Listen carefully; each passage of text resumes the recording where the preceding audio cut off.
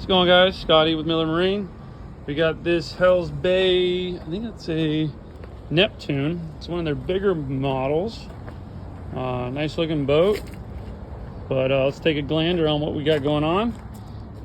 New trolling motor we're installing. Boat hasn't had one. We got the mount on. So the mount will go there. We got our 24-volt lithium ion battery.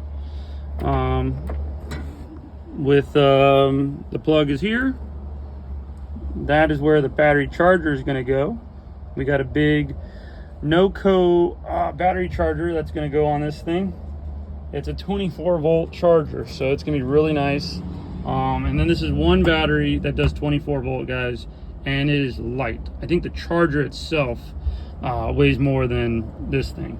So, and I believe this has 52 amp hours is what it's capable of having. So you'll have plenty of time and everything on this battery. And it's a 24-volt battery. It's not, you know, have two 12-volt batteries in here to make 24, so it's nice. So we got a couple of little things also we got to do in here.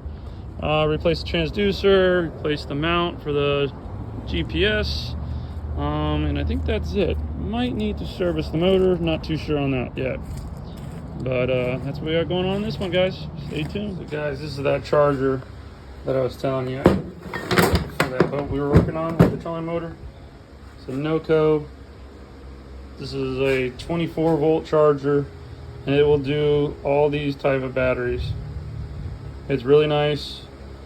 It's a great charger. It is durable as hell. I mean, it weighs probably about, I don't know, 30 pounds or so. Really nice charger.